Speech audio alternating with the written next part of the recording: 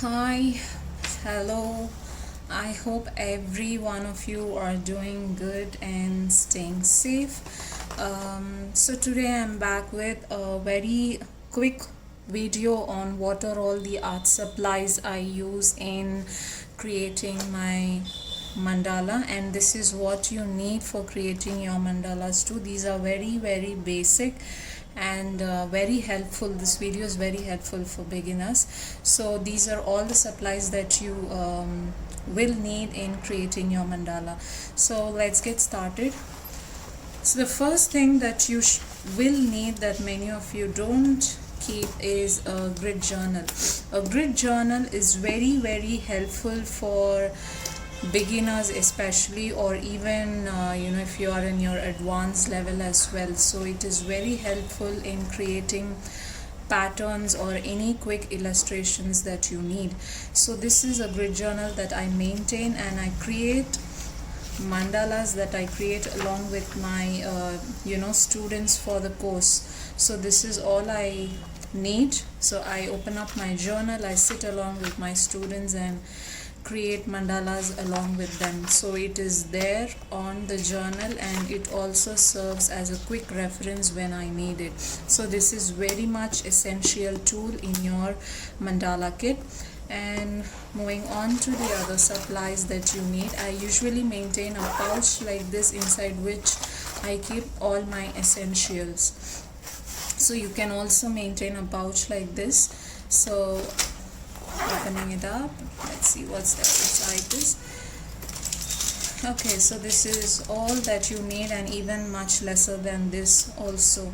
So the first thing that you need is obviously a protractor, a very basic protractor. I'm using a Maper. You can use any brand that you like. It is not an essential that you use a full 360-degree protractor. This is more than sufficient.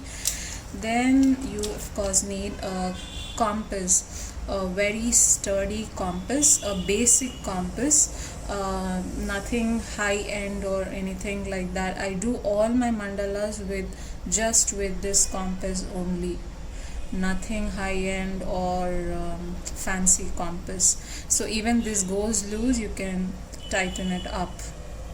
So I'm again using a Maper compass. Then you need your rulers or your scales. So I use two scales, one which has up to 15 centimeters marking a smaller version, and 30 centimeter marking a bigger version. And I usually prefer steel scale because it is very sturdy, and the lines that you draw is kind of straight. So when I use this, only when I use I want to draw any small lines inside my mandala, I usually use the smaller scale. Otherwise my preference is always this sturdy steel scale. Then you obviously need a good pencil. So a HB pencil is always better. So as you can see the darkness of this pencil, so a HB pencil is always preferred for drafting purposes. There are various thickness in pencil as well. You have a H, 3H, 2H, B, HB, 2B, 3B. So all this tells you how dark the pencil goes and how thick the lead goes, similar to your pens. So it is preferred you choose something in the middle, and which is a HB pencil, a good quality HB pencil. Then you obviously need erasers and your sharpeners. So the erasers, I usually use a very basic white eraser, which you see here, which is more than enough. You don't need to invest in something more than this for an eraser. Then a black eraser only if in case you have stubborn marks in your paper and that doesn't kind of erase off. Otherwise a white eraser is more than enough, a normal white eraser. Of course you need a sharpener like this, so you can use any brand, a very normal sharpener which doesn't cost you much. Then we moving on to the pens. I use very basic pens when I explain things to my students, or when I want to make some quick study on patterns. So I use ball pens, Reynolds ball pens, which is worldwide trusted, very cheap. At the same time, the quality is also good for making any quick notes or for drafting anything.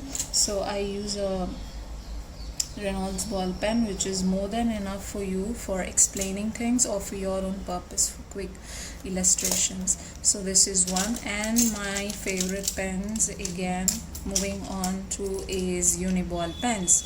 So this comes in only one thickness, which is 0.7, but when you look at the ink flow, it is very smooth and very dark compared to the other professional pens that you see.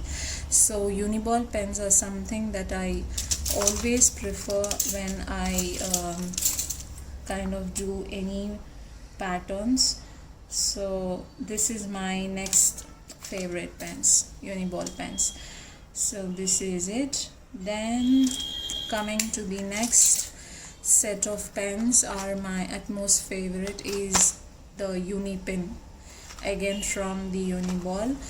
This again comes in so many different thickness, but there's even lesser version than this, which you get in a pack of 6, or you get it in a single version as well. So this pens I prefer compared to other pens because of the sturdiness of the nib, because the nib doesn't bend at all at any point, however you use the pen. So I'm very fond of this pens, so I really like these pens. And you can see the darkness is also very good. The black ink is also very good, and the flow is also something that I really like about it. I really love the flow of the pen as well. So when you're making any professional presentation drawings, then you can go with these pens, but this will again depend from artist to artist. So if you are comfortable with any other brands, you can go ahead with it. Then this small book that I usually book, or you can call it as a small notepad that I use for making some quick patterns like these. So this is also very helpful in case. Then finally you'll need a pro circle. You call this as a pro circle to make smaller circles inside your mandalas. So for example, if you are making something small, that you cannot do it with your compass, very small circles like this, so you make it with your pro circle. So this is again optional, so you can buy it if you wanted to. So these are all that you need for creating your mandalas. I hope you find this video useful, and any doubts or any other suggestions, if you have any other queries, just drop in the comment section, and I'll try to get back to it. So I hope you find this video useful.